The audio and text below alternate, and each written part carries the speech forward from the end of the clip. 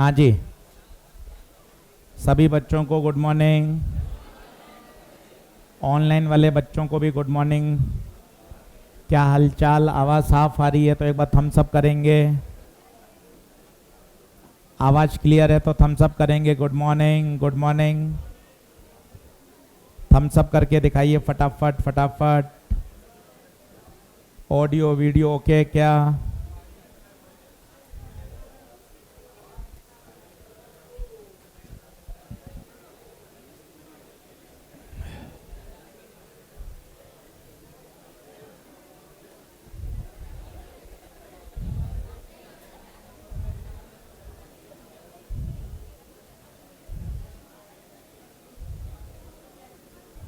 चलिए, कुछ होमवर्क दिया था क्या? चलो करें, शुरू करें भाई।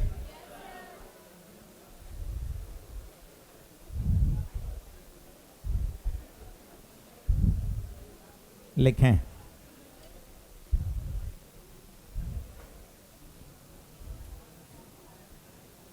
Optical fibre.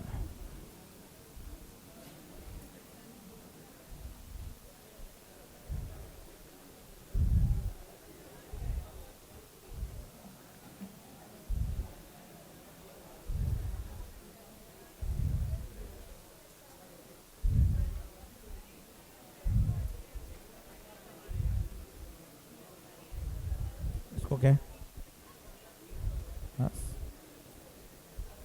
लिखें? चलो अब 1.5 घंटा ईमानदारी से TIR पढ़ लो, बातचीत बंद करो, खूब सारे क्वेश्चन कर लेते हैं।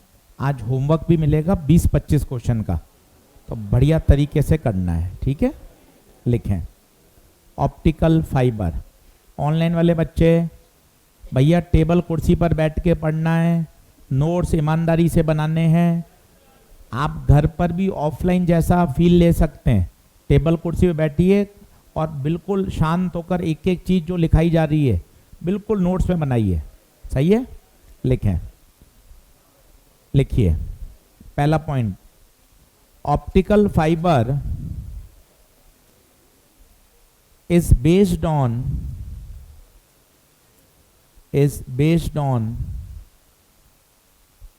the phenomena of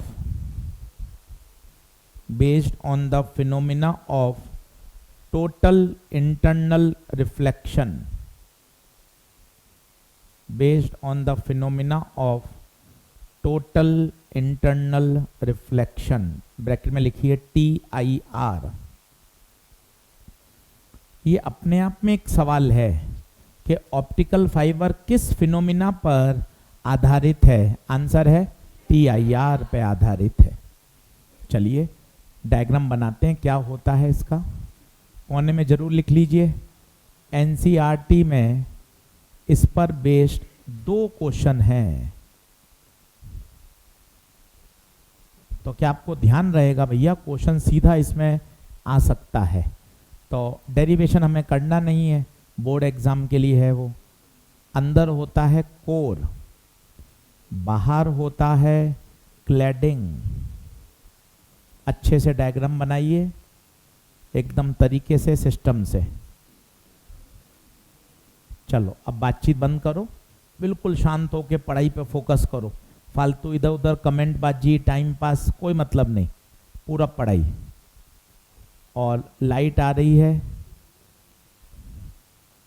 alpha angle पे, लाइट आ रही है अल्फा एंगल पे। ये थोड़ा कूलिंग बढ़ा दो तो गर्मी। पीछे का फैन चलवाना है क्या?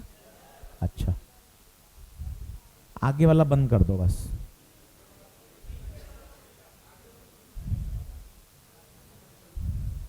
चलो तो लाइट आ रही है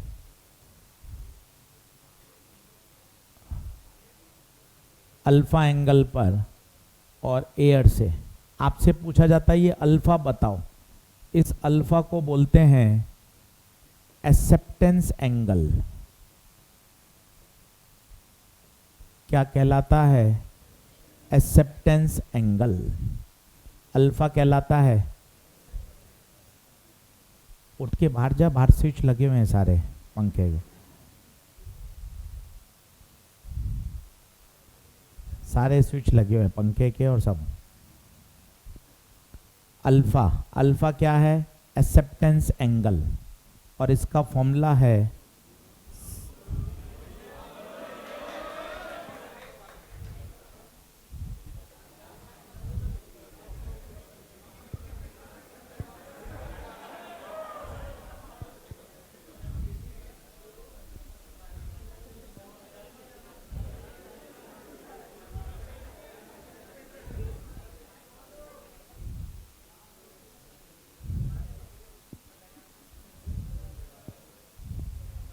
भैया ये भाग गया तुम्हारे फैन चलाने बंद के चक्कर में। चलो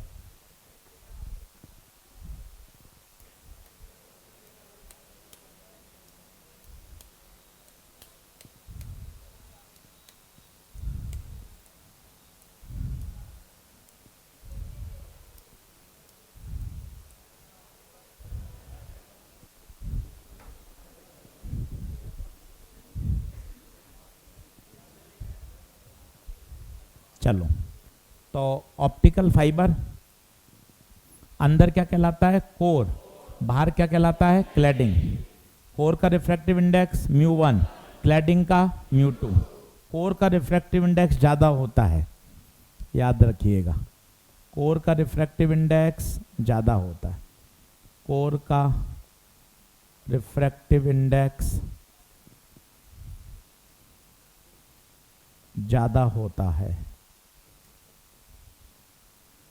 मतलब μ1 ज़्यादा। तो कोर का रिफ्रैक्टिव इंडेक्स ज़्यादा होता है, μ1 ज़्यादा होता है, ठीक बात है।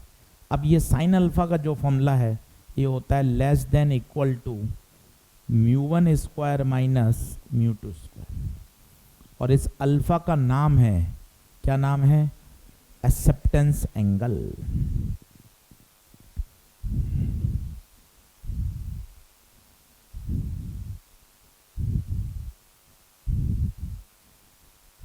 अल्फा का नाम है एक्सेप्टेंस एंगल।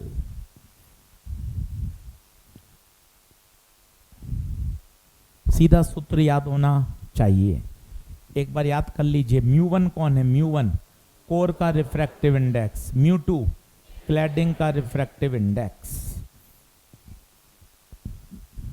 देख लीजिए तसल्ली से, क्या बात ओके है? चलिए, अब कभी कभार प्रश्न में क्लैडिंग गायब होती है, क्लैडिंग होती ही नहीं है, मतलब अगर क्लैडिंग नहीं है तो बताइए वहां क्या है? एयर है। तो कभी कभार क्वेश्चन में अगर क्लैडिंग अब्सेंट है तो बताइए μ2 की जगह क्या लेना चाहिए? 1, 0 नहीं, कितना? 1। तो लिखिएगा, नीचे लिखिए, in some questions,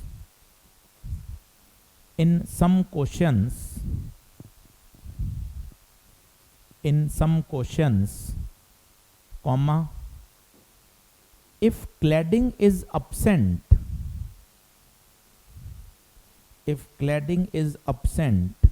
then take μ2 बराबर 1। अगर आपका क्लैडिंग अब्सेंट है तो बताइए μ2 को क्या ले लें? 1। तो बताइए फॉर्मूला क्या बन जाएगा? Sine alpha is less than equal to μ1 square minus 1 का। फिर μ1 भी क्यों लिखेंगे? तो वो कोर का ही हो जाएगा, तो सीधा कोर का ही लिख देते हैं बस। ये कब लगाएंगे बताइए? जब क्वेश्चन में क्लैडिंग अब्सेंट है। 2 बार जेई मेन में आ चुका है, एनसीईआरटी में 2 क्वेश्चन है, इसलिए हमें फॉर्मूला याद होना चाहिए। फिर से बता देता हूं, अल्फा कौन है? Acceptance angle. अल्फा कौन है? Acceptance angle. आज पूरा टीआईआर हो जाएगा बढ़िया। आज घर जाके 1 से 1.5 घंटा 2 घंटा केवल टीआईआर पढ़ना, ईमानदारी से मॉड्यूल डीपीपी करके लाना। देखिए बिना क्वेश्चन करे नहीं काम चलेगा। फिजिक्स आप देख चुके हैं, अभी केवल क्वेश्चन और कॉन्सेप्ट से काम चलेगा। नोट्स बनाने में कुछ भी नहीं रखा है, कॉन्सेप्ट सीखा, घर जाके सर आज 30 सवाल करके लाऊंगा, तभी बच पाएंगे। आप इस बात को समझिए, खुश खुश रहने से काम नहीं चलेगा। बिल्कुल बेसिक बेसिक पढ़ रहे हैं, सवाल करने पड़ेंगे डीपीपी के, मॉड्यूल के, जेई मेन के, तब जाके लेवल अप होगा। थोड़ा इस बात को समझो, रियलिटी को एक्सेप्ट करो। हमारे और आपसे मतलब नहीं है, जो पेपर का स्तर है उस लेवल पे जाके अपन को मेहनत करनी पड़ेगी। इस बात को इन्वर्टेड कॉमा में समझिए। एनसीईआरटी करनी है मतलब करनी है, मटेरियल पूरा करना है, समय बचे तो जेई मेन के क्वेश्चन करने हैं। ये सब आपको साल भर इस पेस पे काम करना पड़ेगा। केवल नोट्स तो लास्ट ईयर भी बनाए थे यार, कोई कमी थोड़ी ना थी। जहां पढ़ाई करी वहां भी अच्छा पढ़ाया था। ऐसा नहीं है कि हम नोट्स बनाएंगे तो आपका एकदम से सिलेक्शन हो जाएगा, ऐसा कुछ भी नहीं है। जहां पढ़ाई करी वहां भी बढ़िया पढ़ाया था, सब सिस्टमेटिक है। बस लापरवाही, क्वेश्चन प्रैक्टिस की कमी, भाई वही तो सुधारनी है यार। अब तुझे ओम्स लॉ थोड़ी ना सुनना है, वो तुझे पता है। व्हीटस्टोन ब्रिज तुझे पता है। अब तुझे तो व्हीटस्टोन ब्रिज 2 मिनट का कॉन्सेप्ट समझकर उस पर 10 तरह के क्या करने हैं, क्वेश्चन करने। तो इस बात को थोड़ा एनालाइज करो। बिना क्वेश्चन करे काम नहीं चलेगा। और क्वेश्चन से डर सबको लगता है। आप इतने बच्चे बैठे हो, कोई ऐसा नहीं है अरे नहीं सर मैं तो मन खुश होता है। सभी को परेशानी आती है, थोड़े अटकते हैं, थोड़े करते हैं, थोड़े सॉल्व होते हैं, गलत होते हैं, ये तरीका है।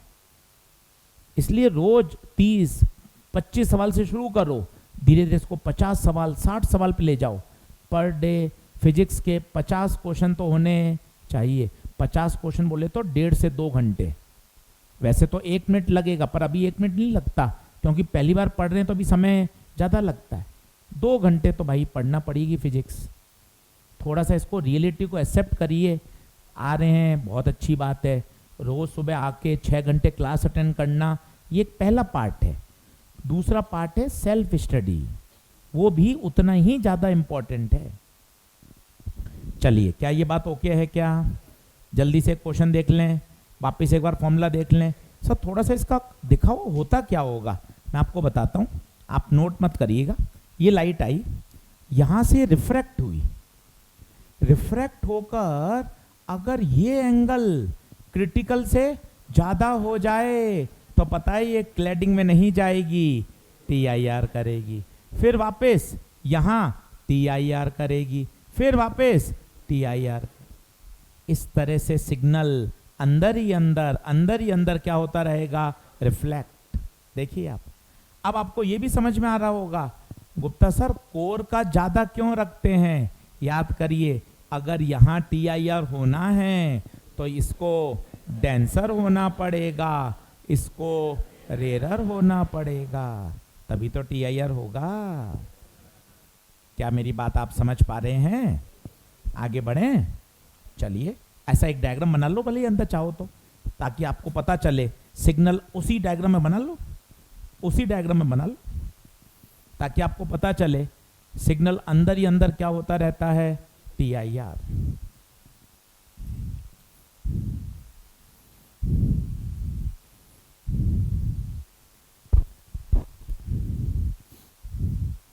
बढ़े आगे। अब 2 सवाल करके देख लो, ताकि ऑप्टिकल फाइबर की बात समझ में आ जाए। अल्फा का नाम बोल लो एक बार सुबह सुबह, अल्फा का नाम, एक्सेप्टेंस एंगल। मन खुश रखो, पढ़ाई करने की इच्छा रखो, घर जाके 2 घंटे TIR करना है, मतलब करना है। बिना प्रश्न करे काम चलेगा नहीं, इतनी बात पता हो। एक क्वेश्चन लिखें,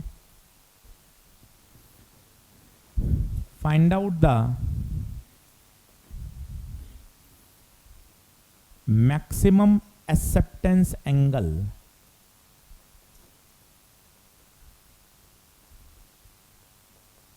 in the following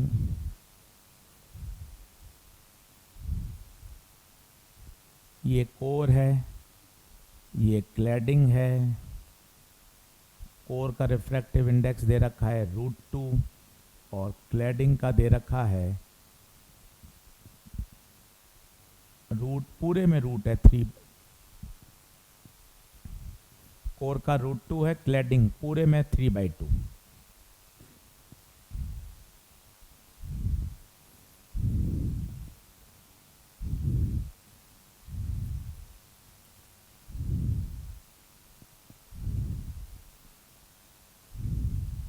सही है, अल्फा पूछा है।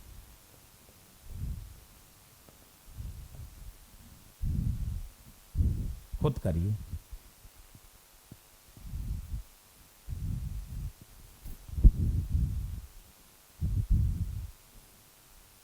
अब देखते ही आपको चमकना चाहिए, अरे यार ये तो क्या है, optical fibre. Optical fibre sign alpha का फॉर्मूला μ1² माइनस μ2²। आशीष सर ये मैक्सिमम क्या लिखा है, मैक्सिमम खुद देखो, इसको पढ़ो, इसे बोलते हैं इनइक्वलिटी। क्या बोलते हैं, इनइक्वलिटी। कैसे पढ़ेंगे, साइन अल्फा हमेशा इससे लेस होता है या बराबर होता है, तो मैक्सिमम कितना होगा, बराबर। क्या आप मेरी बात समझ पा रहे हैं, वापस इसको पढ़िए, साइन अल्फा की वैल्यू हमेशा इससे छोटी होती है या ज्यादा से ज्यादा इसके क्या हो सकती है, बराबर। तो बराबर क्यों किया, क्योंकि क्वेश्चन में क्या लिखा हुआ था, मैक्सिमम। क्वेश्चन में क्या लिखा हुआ था, मैक्सिमम। अब बताइए μ1 बताइए, √2 का स्क्वायर, अच्छे से करना, √2 का स्क्वायर, μ2 √3/2 का होल स्क्वायर। ऑनलाइन वाले बच्चों आवाज साफ आ रही है क्या, देखो एकदम माइक की, एक बार क्लियरिटी बताओ, एकदम क्लियर है क्या। एक तो शेयरिंग बंद कर देना, शेयरिंग नहीं करे कोई, बंद है, ठीक है। और ये आपस में भी चैट नहीं करें, ऐसा नहीं बंद होता क्या, हाँ बस। अपने बेटे टाइम पास चालू कर देते हैं, क्या रे आपस में क्या बात करते हो, मेरे से बात करो।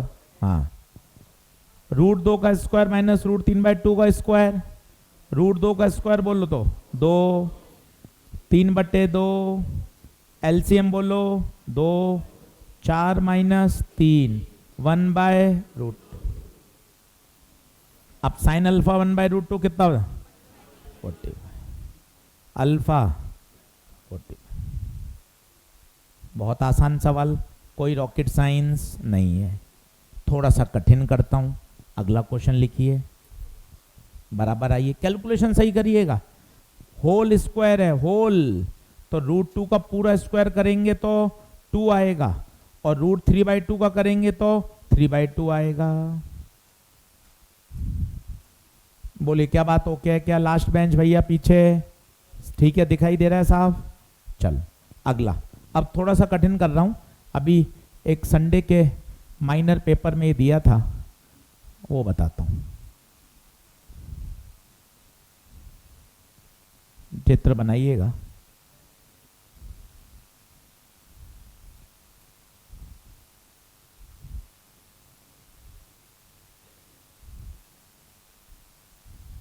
ये भी अच्छा क्वेश्चन था।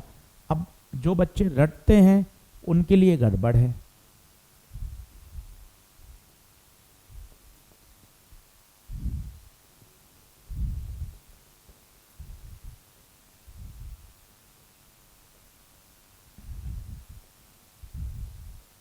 अब क्या क्वेश्चन करने से उस बात पे ध्यान जाएगा, अगर आपका ध्यान जा पा रहा है तो बहुत अच्छी बात है, नहीं तो अभी जब मैं बोलूँगा तो आपको बात समझ में आएगी, अरे यार ये बात भी बढ़िया है।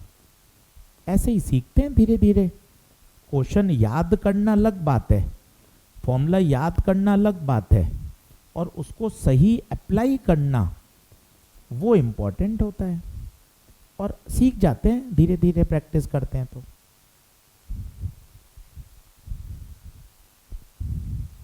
अब ये संडे के किसी फेज माइनर में मैंने दिया था, सब अलग अलग, सभी में ऑप्टिक्स चल रही है, सबके आगे पीछे डेट हैं, कोई मई में शुरू हुआ है, कोई जून में हुआ है। तो अभी संडे के माइनर में ये सवाल दिया, जब मैंने उनका ओमर देखा, ओमआर क्या होता है, स्कैनर से चेक होता है, मशीन होती है ना, उसमें रेस्पॉन्स भी पता चलता है। हम ये देखते हैं हमेशा कि 8वां सवाल हमने नया बनाया, इस 8वें सवाल में कितने बच्चों ने इसको सही किया, उसमें पता चलता है कि बच्चों का रेस्पॉन्स कैसा आया। 85% बच्चे सवाल गलत कर आए। उनको क्या रहा, अरे यार ऑप्टिकल फाइबर है, म्यू1 म्यू2 है, n1 n2 है, कौन सा ऑप्शन, पहला, पर गलत है, काला जादू। अब देखना देखना, जब मैंने ये फॉर्मूला लिखा तो अगर आपने देखा हो तो गुप्ता सर ने बाहर एयर लिखा। अब क्या ये ध्यान देने वाली बातें होती हैं। एक होता है केवल फॉर्मूला रट लिया, डायग्राम की ऐसी तैसी कराई, मैं डायग्राम रटूंगा क्या, 5 साल हो गए मुझे, मैं अब भी डायग्राम देखूंगा क्या, ऐसा नहीं, डायग्राम में ही सब कुछ है। बाहर क्या लिखा हुआ है, एयर। ये फॉर्मूला मेरे प्यारे बच्चों, ये फॉर्मूला तभी लगेगा जब बाहर क्या हो, एयर। बोर्ड पे देखो, मम्मी का समय, बोर्ड पे देखो, बाहर क्या है, एयर। अब इस सवाल में बाहर एयर नहीं है, बाहर एयर नहीं है, क्या करना पड़ेगा, काला जादू। सभी तरफ n0 से क्या कर दो, डिवाइड। सभी तरफ n0 से क्या कर दो, डिवाइड। अब हो गया काम। देख मैं पेन का कलर बदल रहा हूं, तुम भी पेन के कलर बदल के देखो, n0 से डिवाइड कर दो। अब बताओ इससे फायदा क्या हुआ, बाहर क्या बन गया, एयर, बाहर एयर बन गई। अब कोर का बदल गया, अब कोर का n1 बाय n0 हो गया, और ये क्लैडिंग का। अब पहले तो रटा रटाया लगा, रटा रटाया, sine alpha less than equal to under root mu one square minus mu two square. देख आगे लिख दिया मैंने, रटा हुआ। अब म्यू1 बता, कोर का ईमानदारी से बता, n1 बाय n0, क्लैडिंग का बता, n2 bye n0, sine alpha, LCM ले ले, n0 square, n1 square minus n2 square, नीचे वाले को स्क्वायर रूट से बाहर ले ले, तो n1 square minus n2 square upon n0, sine को वहाँ भेज दे, sine inverse under root n1 square minus n2 square upon. सवाल वही था, बस हल्का सा उसको ध्यान दिया गया। अब इससे क्या होगा ना, जब आप ऑप्टिकल फाइबर वापस पढ़ोगे तो आप इस बात का विशेष ध्यान रखोगे, बाहर क्या होनी चाहिए, एयर। अच्छे से सॉल्व कर लीजिए।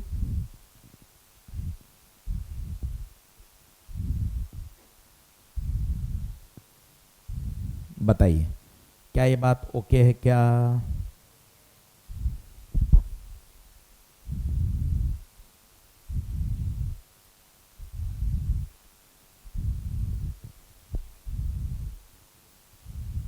अब सवाल को और चेंज करता हूं, है वही ऑप्टिकल फाइबर, पर आप देखिए वैरायटी ऑफ क्वेश्चंस, उससे दिमाग खुलता है। थोड़ा सा और बदलते हैं।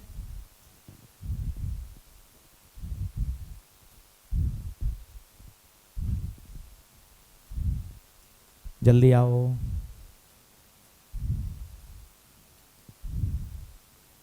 करूं तीसरा कराऊं? ये बात ओके हुई क्या सभी को?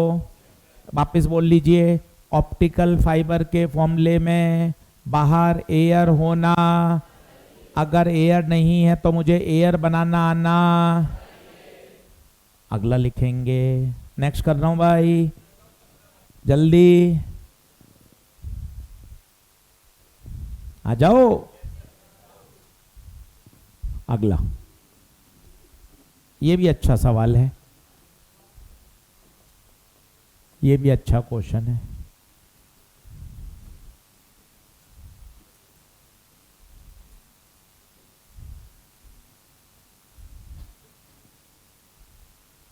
ये थोड़ी बेंड हुई है लाइट, ध्यान देना, सीधी नहीं है, बेंड हुई है।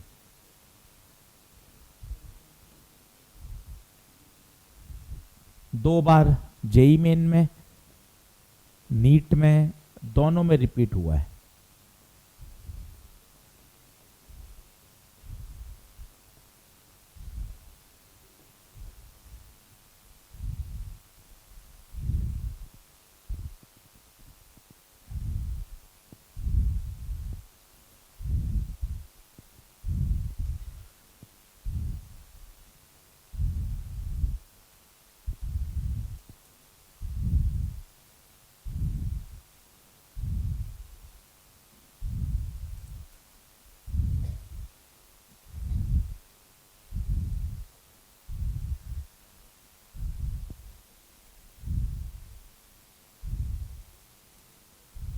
बोलो। अब पता है क्या है, आज आप इसका किताब में सॉल्यूशन देखें, गूगल पे देखें, भाई ने बहुत लंबा तरीके से कर रखा है। जो सबसे स्ट्राइकिंग बात है, ये प्रश्न ऑप्टिकल फाइबर से बहुत जल्दी किया जा सकता है। अरे सर, ऑप्टिकल फाइबर तो दिख ही नहीं रहा। इसमें तो सर दिख रहा था सर, ऑप्टिकल फाइबर की फोटो है सर, इसमें भी सर दिख रहा था सर ऑप्टिकल फाइबर है। ये तो सभी लगा रहे हैं ऑप्टिकल फाइबर भाई। तो इसमें सोच गुप्ता जी, यार ये ऑप्टिकल फाइबर कैसे है? सर नहीं है सर, है, ध्यान से देख। लाइट बाहर से आ रही है, बाहर अल्फा पे आती थी, मतलब अल्फा कितना 60, किस में जाती थी? कोर में। देख कोर में गई, और कोर की बाउंड्री से क्या करती थी? TIR। ओरिजिनल डायग्राम देख ले अगर तुझे झूठ लगे तो। ये देख ओरिजिनल डायग्राम, कहां से आई? एयर से आई, अंदर कोर में गई, और कोर की बाउंड्री से क्या कर गई? TIR। यह सब मैच कर रहा है। तू अपनी फोटो देख, बता क्या मैच नहीं कर रहा?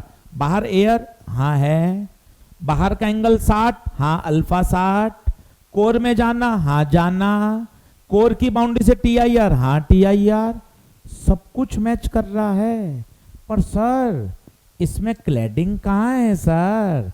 अरे कोई बात नहीं, क्लैडिंग नहीं है इसका मतलब क्लैडिंग अब्सेंट है। स्नेल लॉ से और TIR से तो किताब में गूगल पे सॉल्व है, पर वो एक पेज का सॉल्यूशन है। मजे की बात ये है कि आपको ये चमके कि ये सवाल किससे सॉल्व किया जा सकता है? ऑप्टिकल फाइबर से। वो है कमाल की बात। अब बताइए, साइन अल्फा का फॉर्मूला कौन सा वाला लगाओगे? Mu square -1। पूछो क्यों? क्यों? क्लैडिंग अब्सेंट है। क्या खुद कर सकते हो? अब करो। अल्फा की वैल्यू कितनी लोगे? 60। करो खुद, सॉल्व करके बताओ, खुद सॉल्व करो। इक्वल ले लेना मैक्सिमम मानते हुए।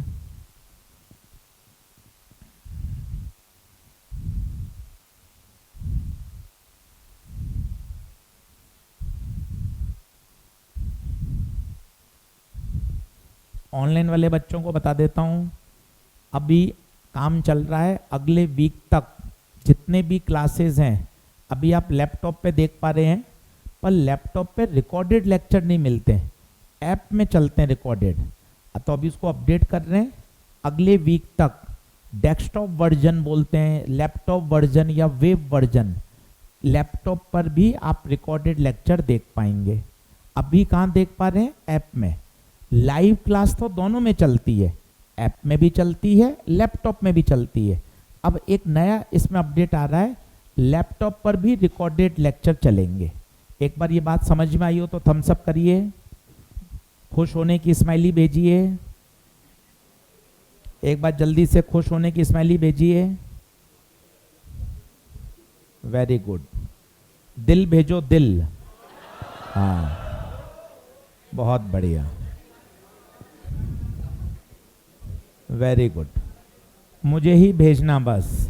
हाँ, क्या ये बात ओके है? साइन 60 कितना?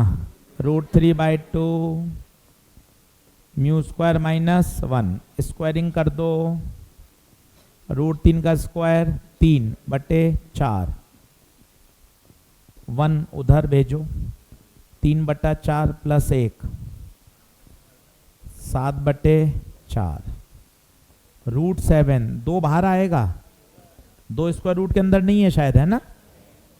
√7/2। कितना बढ़िया सवाल है, स्टार लगा के रखिए। जेई मेन में रिपीटेड, ऑल इंडिया नीट में आया हुआ है, दोनों का काम का सवाल। और मजे की बात सबसे बढ़िया, आप इसको स्टार लगाओ गोले में मार के कि ये प्रश्न जल्दी किससे सॉल्व किया जा सकता है?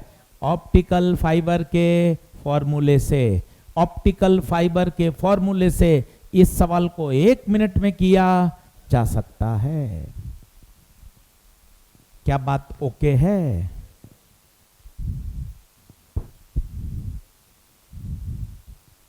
बढ़ चलें।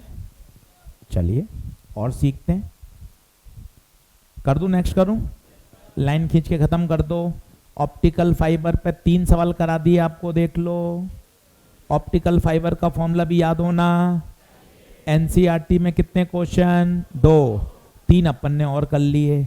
अब ऑप्टिकल फाइबर अपन को समझ में आना चाहिए। आगे चलते हैं, लिखिए कॉन्सेप्ट।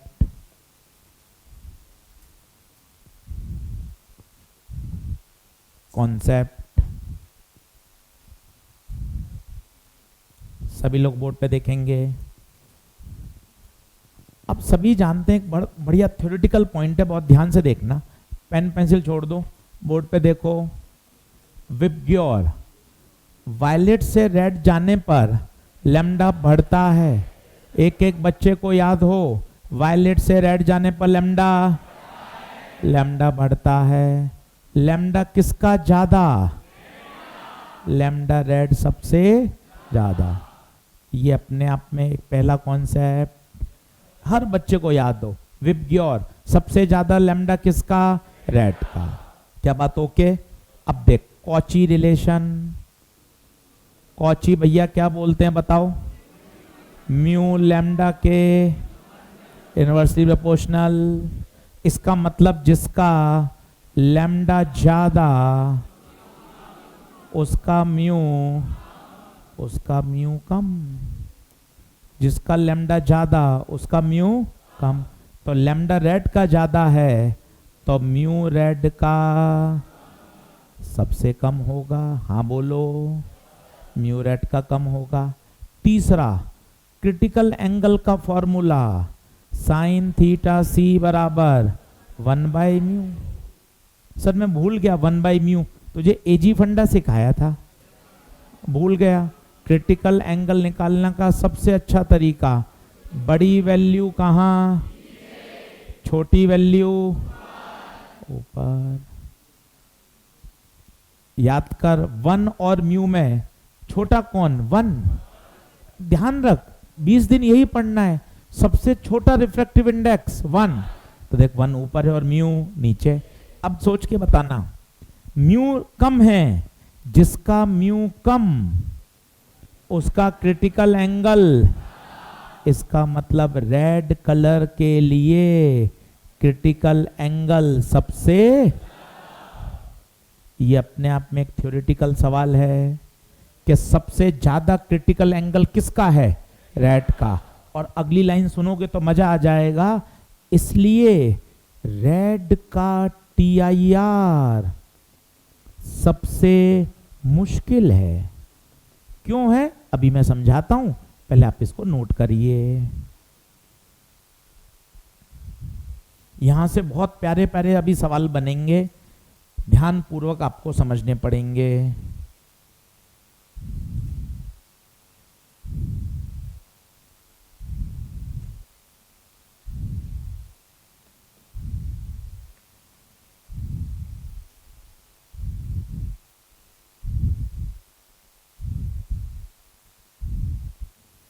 एक एक स्टेप को देखो। मैंने बीच में लाइन इसलिए खींची, कि भाई लैम्डा किसका ज्यादा? रेड का ज्यादा। जिसका लैम्डा ज्यादा उसका म्यू कम, और जिसका म्यू कम उसका क्रिटिकल एंगल ज्यादा।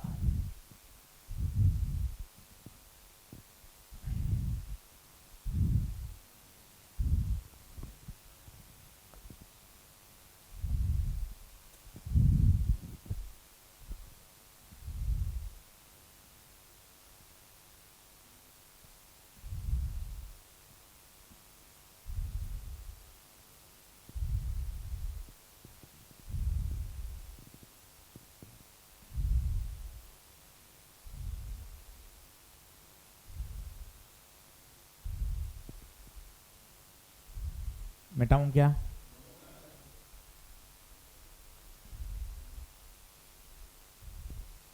पढ़ाई पे बने रहना, साल भर एक कठिन तपस्या करनी है। इधर उधर की गतिविधियों में इन्वॉल्व मत होना। टाइम खराब होता है, 15-20 दिन खराब हो जाते हैं, 1-2 महीने फालतू अपन उलझते हैं बातचीत में, लड़ाई में, कुछ भी एक्टिविटी।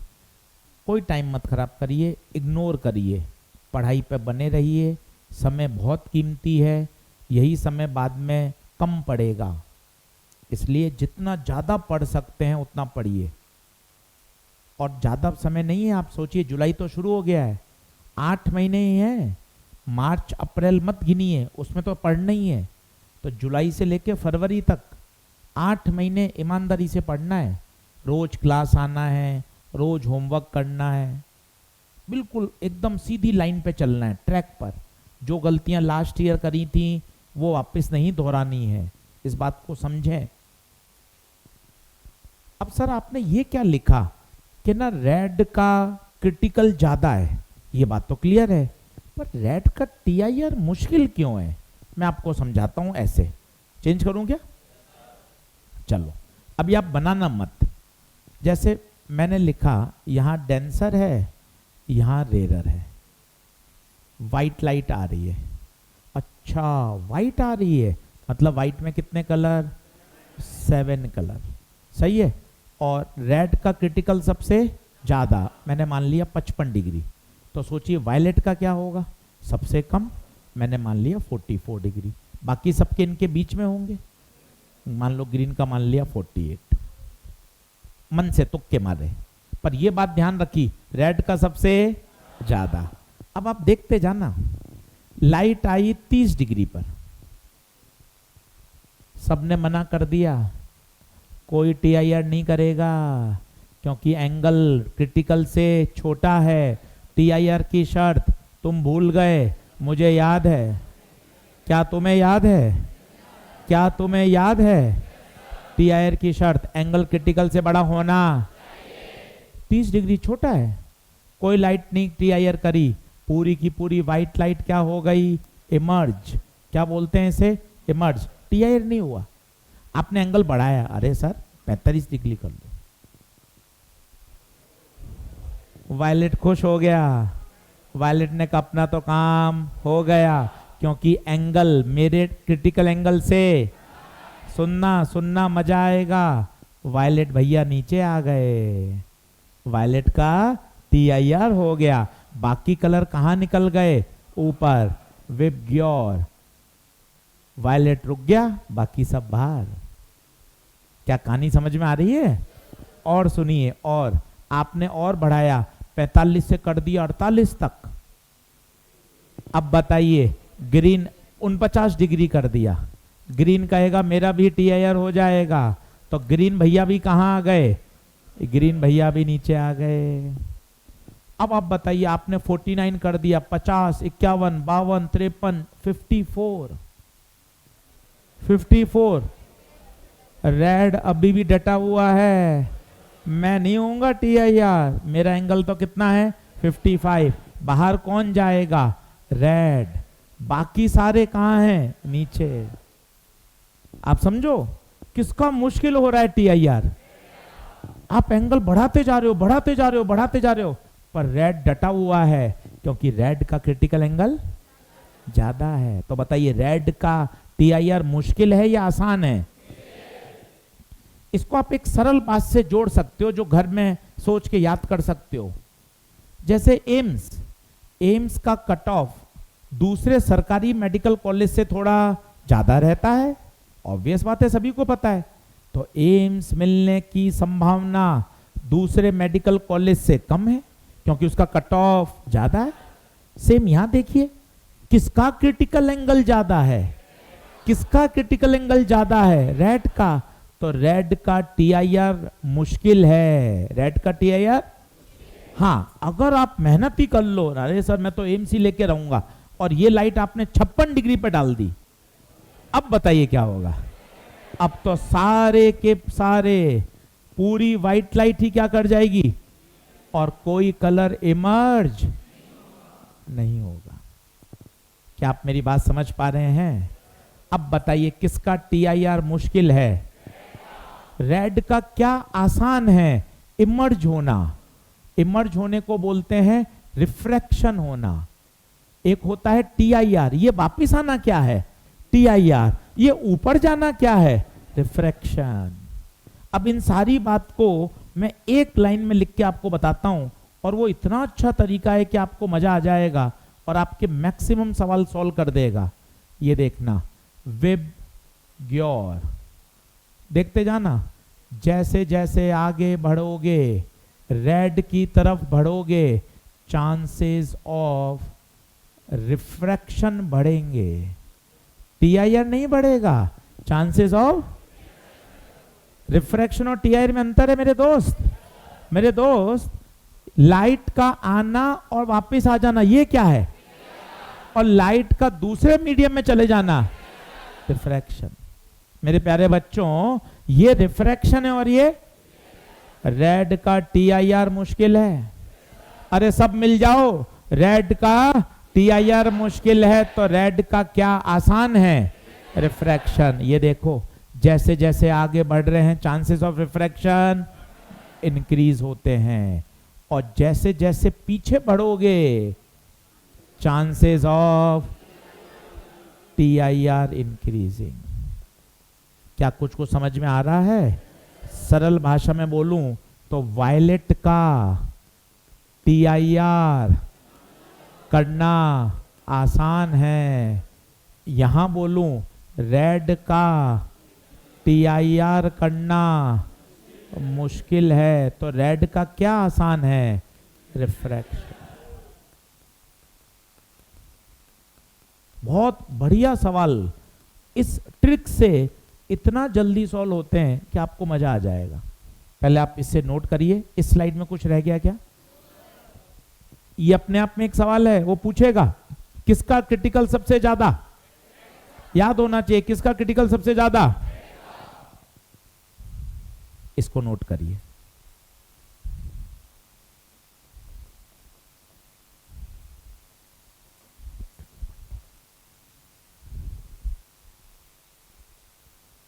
और इसको तसल्ली से दिमाग में बैठाइए। हाँ बेटा,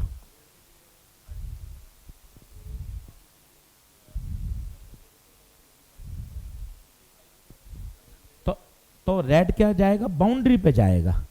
बाउंड्री उसे बोलते हैं जस्ट सफर टीआईआर। क्या बोलते हैं?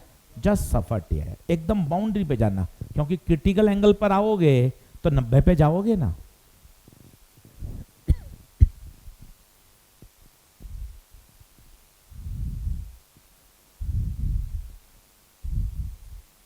हाँ जी, ऑनलाइन कुछ हवा लगी क्या बेटा? चांसेस ऑफ रिफ्रैक्शन बढ़ेंगे रेड की तरफ, और रिफ्रैक्शन बढ़ना मतलब टीआईआर मुश्किल। एक बार बताइए ऑनलाइन, क्या बात ओके है क्या? बहुत बढ़िया, बिल्कुल ठीक बात है। डीपीपी नंबर 2 हो गई क्या? एक बार ऑनलाइन वाले बच्चे बताओ, मैंने यहां तो करा दी थी कल। डीपीपी नंबर 2 डन है क्या? एक बार चैट बॉक्स में बताओ। डीपीपी नंबर 2 डन है क्या? चैट में बताइए सब लोग।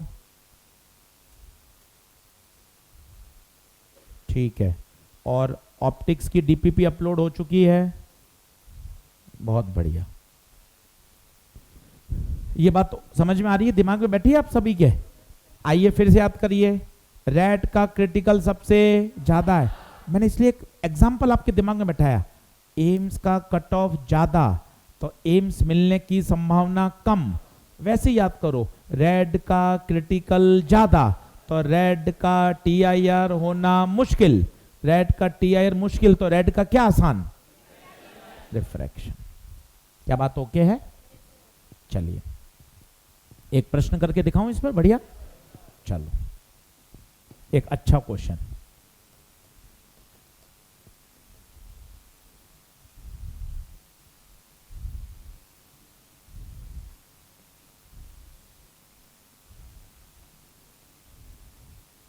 बढ़िया सवाल।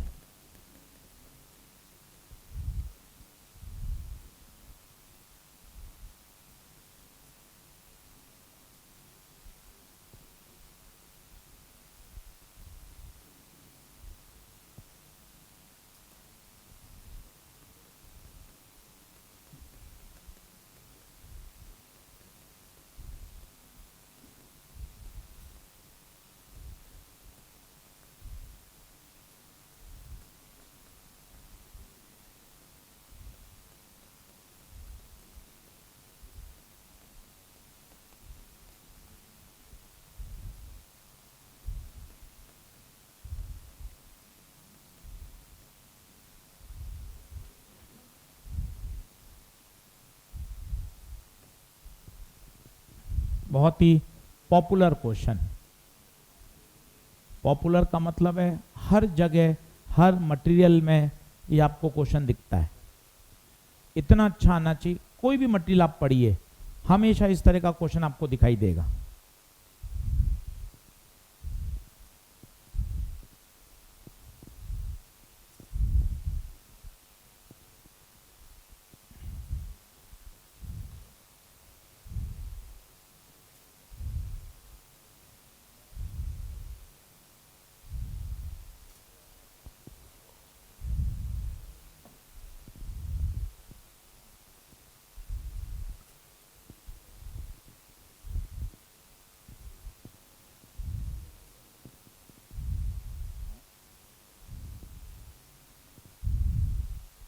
अब देख कितना बढ़िया है, वही कंडीशन लेक मस्त।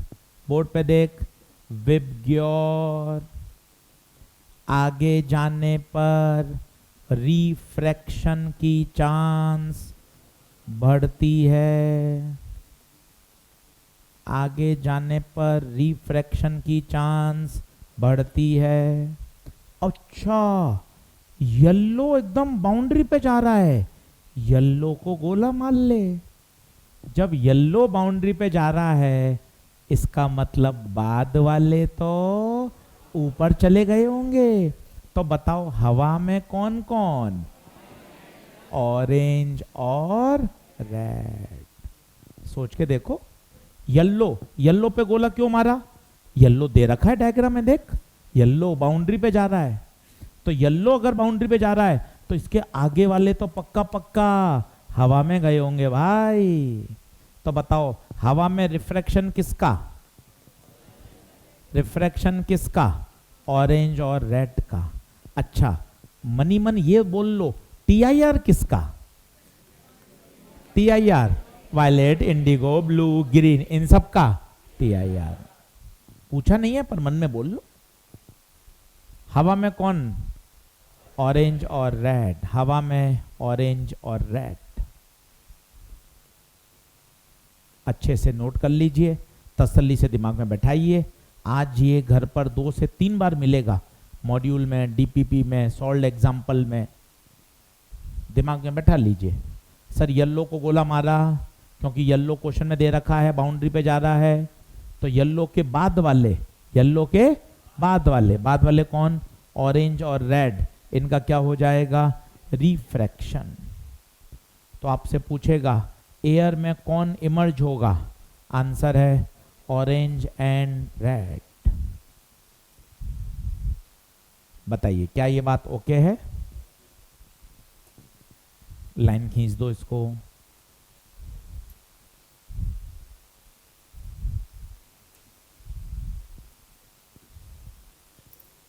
आगे बढ़ूं?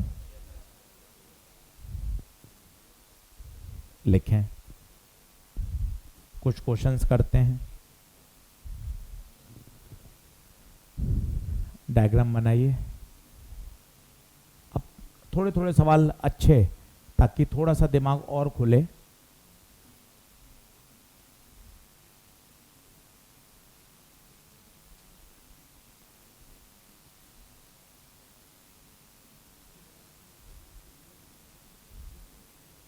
डायग्राम बनाइए।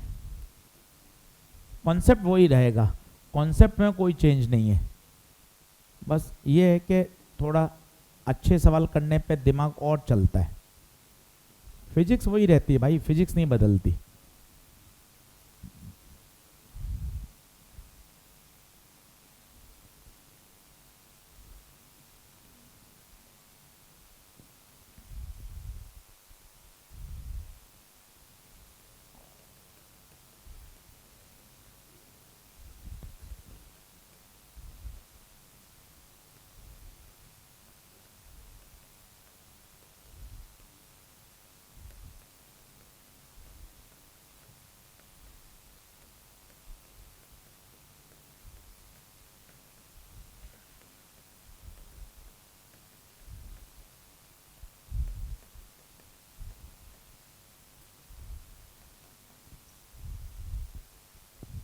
एक लाइन का सवाल है पर समझने का, सोचने का बढ़िया प्रश्न।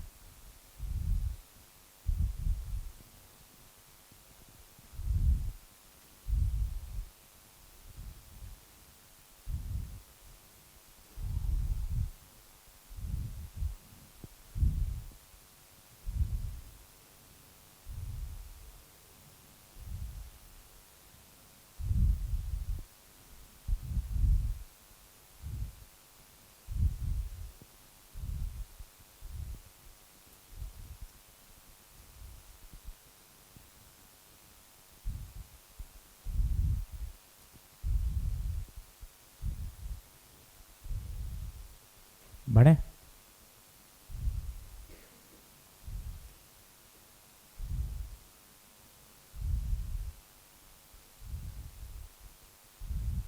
चल अब देखना, कुछ रटा रटाया मत लगाओ, जैसा लाइट चल रही है ना उसके साथ चलो, उससे बात करना है, 5 सवाल 10 सवाल अपने आप समझ में आएगा।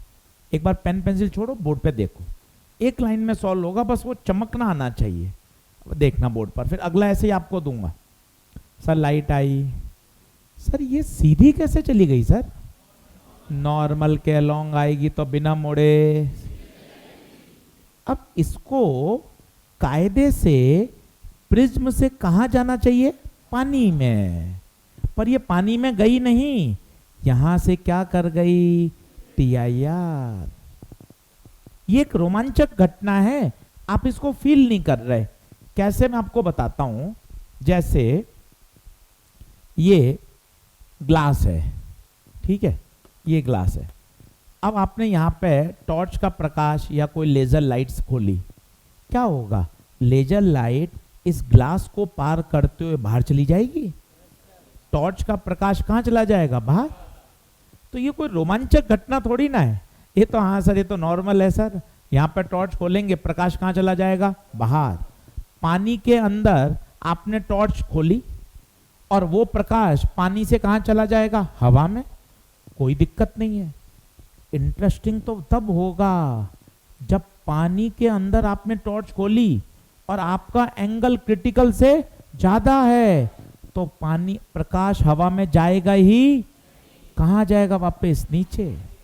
यही तो इंटरेस्टिंग है भाई। ये देख, कल सिखाया था, ये पॉन्ड है, यहां आपने एक टॉर्च खोल रखी है, अब ये लाइट निकल रही है, सीधी जा रही है बाहर, सीधी जा रही है, रिफ्रैक्ट हो रही है, ये नॉर्मल है। पर अगर आपने एंगल इतना बढ़ा दिया कि वो क्रिटिकल से ज्यादा हो जाए, लाइट ही है यार। बाहर से जो व्यक्ति देख रहा है उसको लाइट केवल इस सर्कुलर रीजन से बाहर आती हुई दिखेगी। तभी तो इसे कहते हैं circle of vision, radius of visibility. थोड़ा महसूस करिए, रटना तो ठीक है, याद कर लेंगे, सवाल बन जाएंगे, पर आप देखो ना, ये फिनोमिना बड़ा रोमांचक है कि लाइट आई और वापस चली गई, जबकि यहां कोई पत्थर नहीं है, यहां कोई मिरर नहीं है, जबकि यहां तो लाइट हवा में जा रही थी। ये एक बेसिक फिनोमिना है, हवा में जा रही थी, परंतु यहां एक पर्टिकुलर एंगल से बड़े होने पर लाइट हवा में नहीं गई, वापस पानी में ही आ गई। This is called TIR, total internal reflection. यही देखिए ना, थोड़ा सवाल को अंदर घुसिए यार। हवा से ग्लास में गई, ऑब्वियस है, ग्लास से जाना कहां चाहिए था? पानी में। मतलब यहां एक रोमांचक घटना घटित हुई है, एंड दैट रोमांचक घटना इज कॉल्ड TIR। अब जैसे ही आपने बोला कि गुप्ता सर बिंदु P पर क्या हो गया? TIR। अब TIR की शर्त पता हो, angle of incidence must be greater than critical angle. ये तुझे याद होनी चाहिए ना, एकदम चलते फिरते सटीक। जिस पॉइंट पर TIR हो रहा है, जिस पॉइंट पर TIR हो रहा है, वहां पर एंगल ऑफ इंसिडेंस क्रिटिकल से ज्यादा होना चाहिए। कहां TIR हो रहा है? उंगली रख के बता, कहां हो रहा है? P पर। P का एंगल, P पे तो एंगल दिख ही नहीं रहा।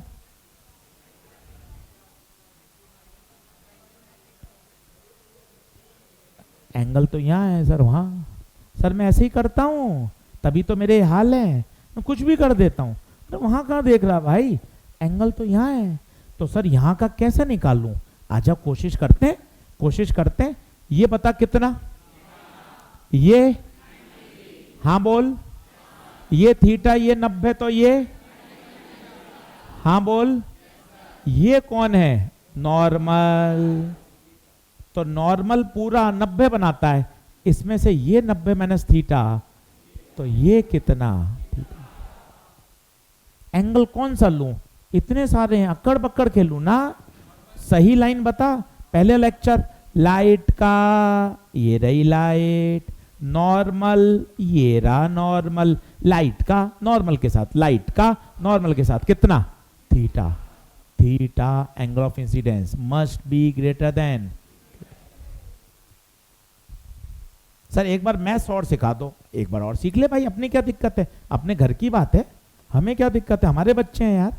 ये कितना थीटा, ये बोल, ये बोल, ये तो ये बचा हुआ, क्योंकि ये पूरा कितना है 9, तो angle must be greater than theta सी।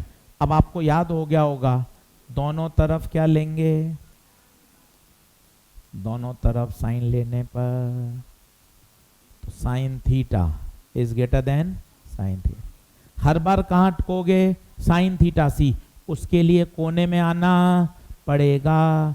एजी फंडा, साइन थीटा सी बताओ, छोटी वैल्यू बटे, एक बार बोर्ड पे देखना सब, 4/3 होता है 1.33, 3/2 होता है 1.5, तो बड़ा कौन, तो 3/2 कहाँ, 4/3, 2 ऊपर जाएगा तो 8 तो साइन थीटा सी की वैल्यू 8/9, इसकी वैल्यू 8/9। ये ऐसा कैसा, एक स्टेप में आंसर आ रहा है, कोई भी रॉकेट साइंस नहीं है। देख लो, कभी भी मैंने आपको बार बार सिखाया, क्रिटिकल एंगल डायग्राम में मत ढूंढो, क्रिटिकल एंगल के लिए कोने में आओ, क्रिटिकल एंगल के लिए कोने में आओ और क्रिटिकल एंगल का फॉर्मूला लगाओ, छोटी वैल्यू बटे बड़ी वैल्यू। 2-3 बार करोगे डर हट जाएगा, घर पे रफ कॉपी में बना बना के समझोगे, डर हटेगा, देखते रहोगे, कुछ भी नहीं होगा।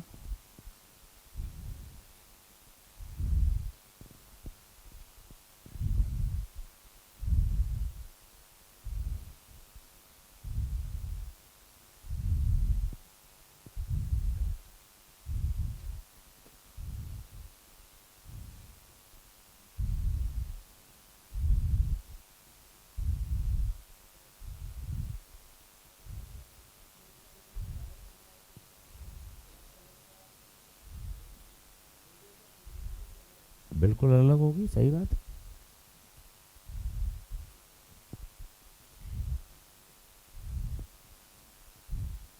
हाँ जी बच्चों, लिख लिया क्या, कौन सा ऑप्शन, कौन सा, शुभ्र सिंह, अंशुल, शादान अनवर, मोनू यादव, दीपक कुमार, बताइए भाई, दीपक, मोनू, शिवांशु रॉय, सिद्धि, प्रांजल, इनकी प्रॉब्लम नोट कर लेना। बेसिक मैथ के डीपीपी है ना, जो जो लिखें तो वो फोटो ले लेना उनकी। बेसिक मैथ की डीपीपी 1-2 बच्चे कह रहे हैं अपलोड नहीं हुई है, मैं आज चेक करके करवा दूंगा। चलिए आगे बढ़ें, क्या सही है, ओके है मामला, ठीक है। और लिखिए आगे, कर दूं, नेक्स्ट कर दूं, कौन सा आंसर आएगा बता, सेकेंड। देख ऑप्शन कितने बढ़िया है, 8/9 तो कई बच्चे ले आते हैं, पर 8/9 का ग्रेटर या लेस, यही तो इंपॉर्टेंट है। वो बच्चा ला पाएगा जिसका सही कॉन्सेप्ट है। एंगल क्रिटिकल से बड़ा होना, केवल एक ही सच है, केवल एक ही सच, अगर TIR होना है तो वहां का angle of incidence must be greater then, must be greater than critical angle. बताइए क्या बात, ओके। चलिए साहब आगे बढ़ते हैं, अब लिखें, नोट लगाएं, नोट लगाएं। अगर लाइट रेडर से डेंसर जाती है तो कहां बेंड होती है, always bend towards the normal. बिल्कुल बेसिक बात, 10th क्लास की बता रहा हूं। पर क्या जितने बेसिक फंडामेंटल आएंगे ना भाई, उतना प्रश्न करने में बहुत मजा आता है।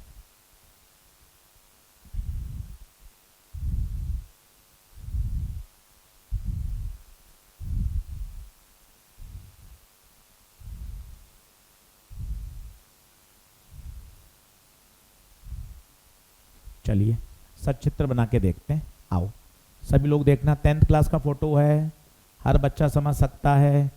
ऊपर μ1 नीचे, μ2 ऊपर, रेरर नीचे, डेंसर, सभी लोग बोर्ड पे देखना।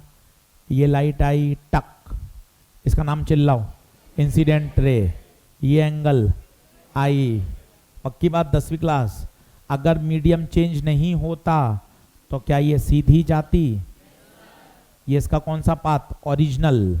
ओरिजिनल सोच के बता, ये आई है तो क्या ये पूरा आई होता? Vertically opposite. आराम से देख, मैथ सीख, भाग मत मैथ से।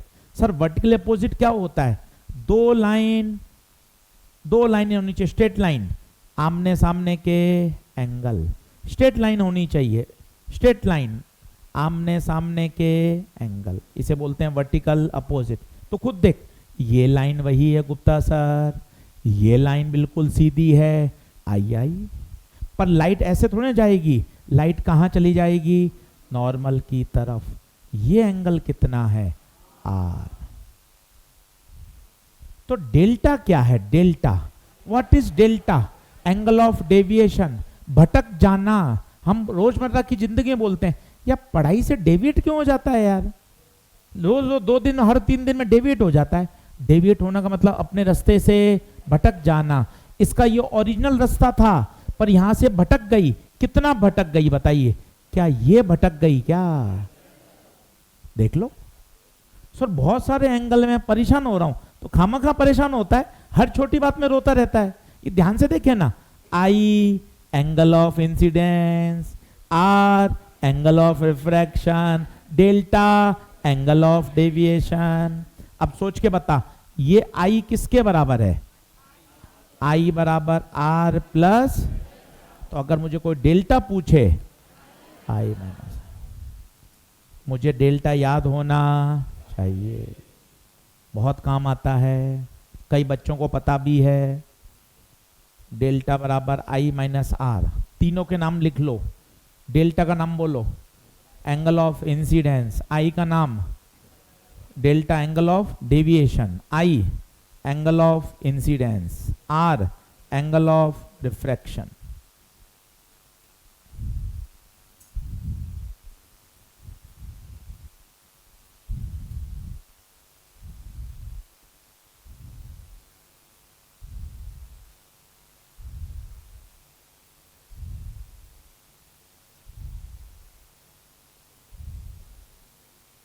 बताओ यहां तक ओके है क्या?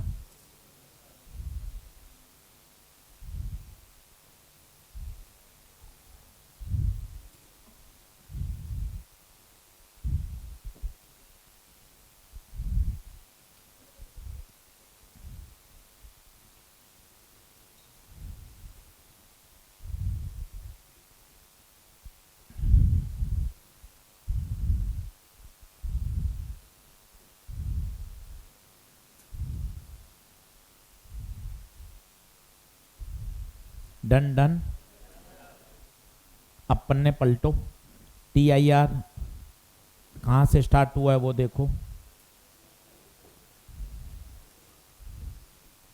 कल लास्ट लेक्चर में स्टार्ट हुआ था, टोटल इंटरनल रिफ्लेक्शन मिला, वहां पर इंपॉर्टेंट लगा लो, TIR का सवाल आता ही आता है। अब इस पे सिस्टमेटिक एक बार एक क्वेश्चन और करा रहा हूं, फिर आपको होमवर्क दूंगा, और होमवर्क को बहुत अच्छे से मैनेज करिए। क्या क्या करना है वो देखिए।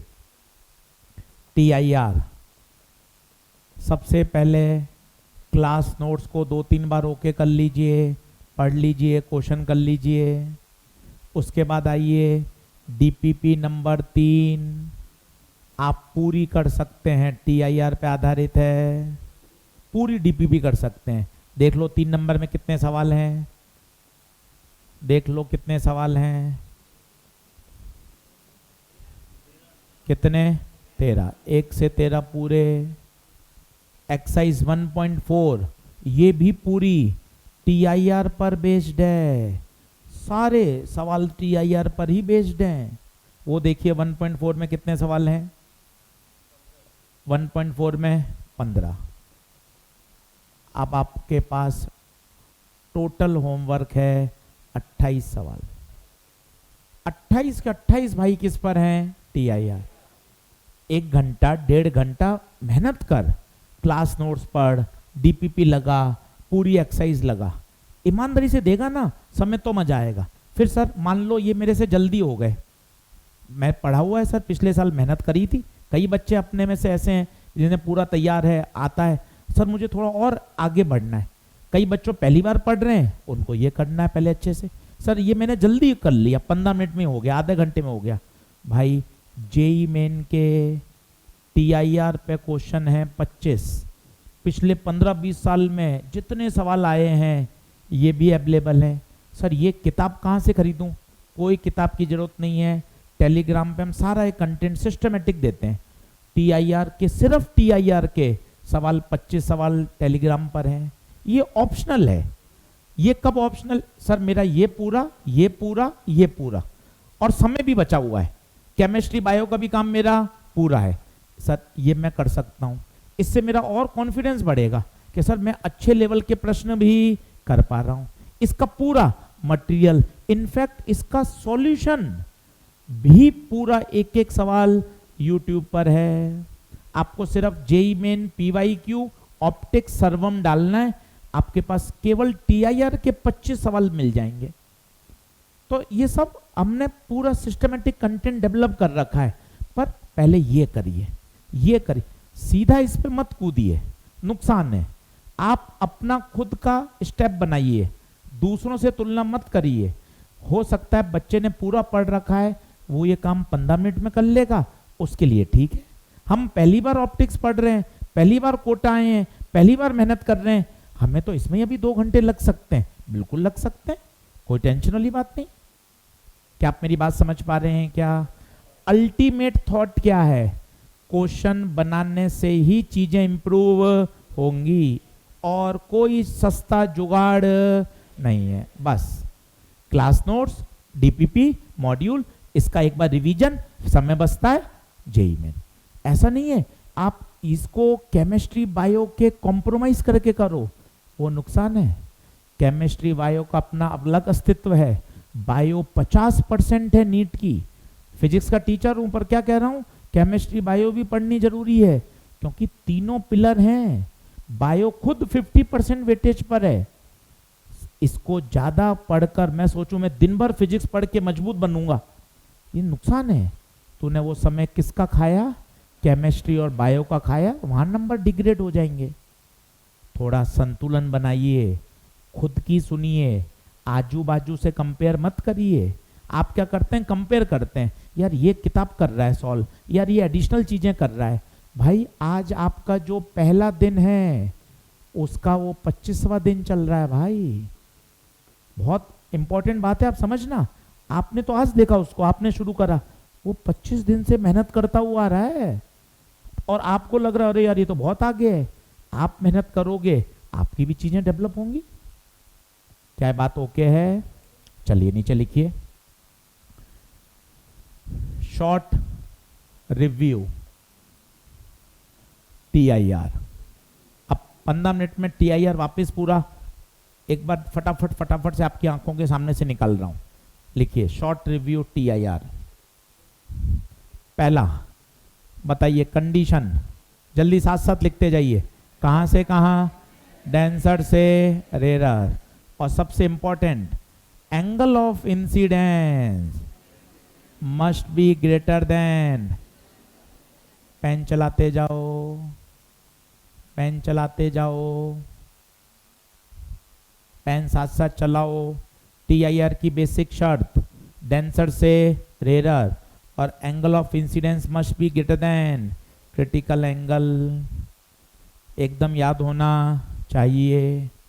दूसरा, क्रिटिकल एंगल निकालने का सबसे बेसिक जुगाड़ साइन थीटा C। छोटी वैल्यू बटे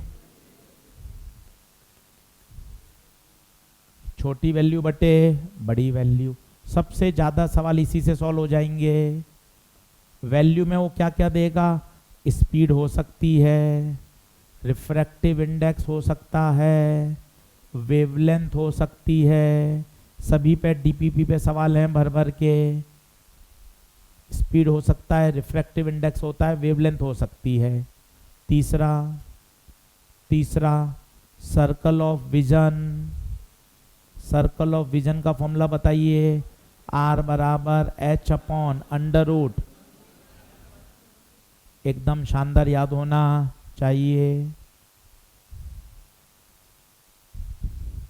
चौथा, रेड का क्रिटिकल एंगल सबसे ज्यादा, तो बताइए रेड का TIR मुश्किल या आसान?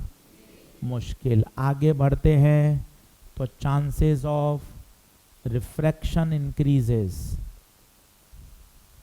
अब देखो 10 मिनट भी नहीं लगे भाई और सब चीजें लिखकर तैयार हो गई। अब तुम पता नहीं क्यों टाइम पास करते हो, लिख लिख के करो। जो 2 लेक्चर में पढ़ा वो 15 मिनट में आप पूरा रिवाइज कर सकते हो।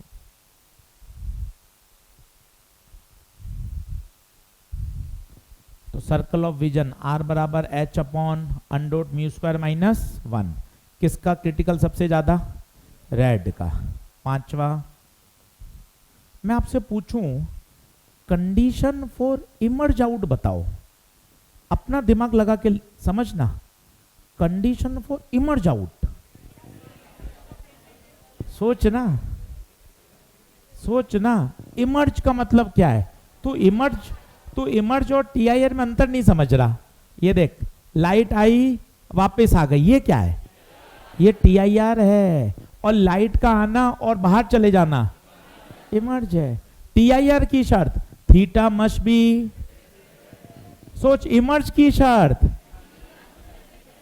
और सोच इक्वल हो जाए तो बाउंड्री पे चली जाती है। ये फोटो क्यों नहीं याद कर सकते? और याद भी क्यों करना है? कितना बेसिक सोचना है। हाँ यार, TIR की शर्त तो याद है, angle must be greater than critical. अब खुद मन सोचता है अगर ग्रेटर नहीं हुआ, लेस हुआ तो TIR नहीं होगा। TIR नहीं होगा इसका मतलब क्या हो जाएगा? इमर्ज, दूसरे मीडियम में चला जाएगा। तो बताइए condition for emerge out, theta must be less than theta c. Theta must be less than theta c. बताइए छठा, ऑप्टिकल फाइबर पर याद होना चाहिए आउटर कहाँ था? एयर में। साइन अल्फा का formula under root μ1 square minus μ2 square. अगर क्लैडिंग अब्सेंट है तो sine alpha under root mu square minus 1। Alpha का नाम बोलिए, एक्सेप्टेंस एंगल। कई तो देख रहे हैं, अरे सर लिख लूंगा तो याद हो जाएगा। कई देख रहे हैं, अरे यार कौन लिखे, अगर लिख लूंगा तो याद हो जाएगा, मेरा फिजिक्स का डर हट जाएगा, मेरा तो अंधेरा कायम रहना चाहिए। इतनी अगर मेहनत करा दोगे आप, क्वेश्चन भी करा दिए, कॉन्सेप्ट भी सिखा दिए, जाते जाते शॉर्ट नोट्स भी बनवा दिए, फिर मैं तो फिजिक्स का भूत हट जाएगा, जबकि मेरे भूत बना रहना चाहिए। Optical fibre under root μ1 square minus μ2 square. अगर क्लैडिंग गायब है तो μ2 को क्या लेंगे? 1। पॉइंट नंबर 7वां, अगर लाइट रेयर से डेंसर जाती है तो एंगल ऑफ डेविएशन बताइए, delta I minus R।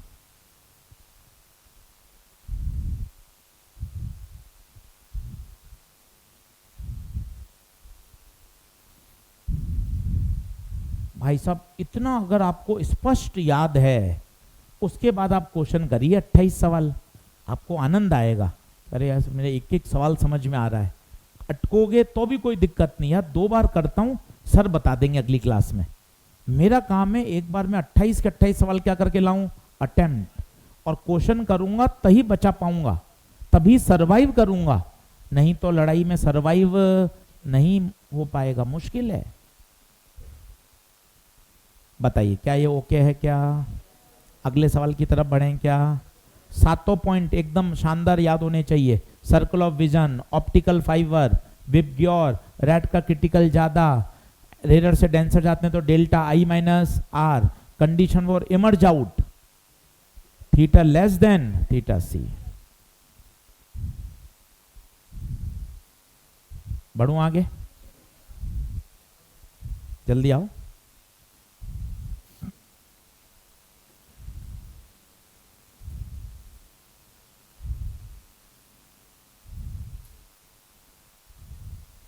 Clear, done, चल आ गया, आ गया। एक क्वेश्चन लिख आईआईटी का, एक लाइन का है सवाल, पर वो लैंग्वेज ऐसी थी,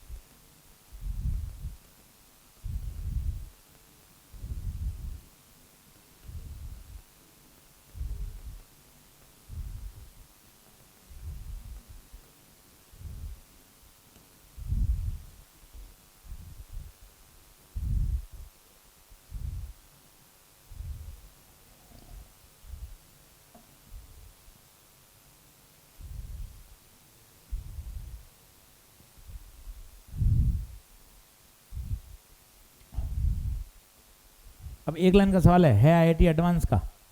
अब इसमें एक नया शब्द है, जस्ट मिसेज।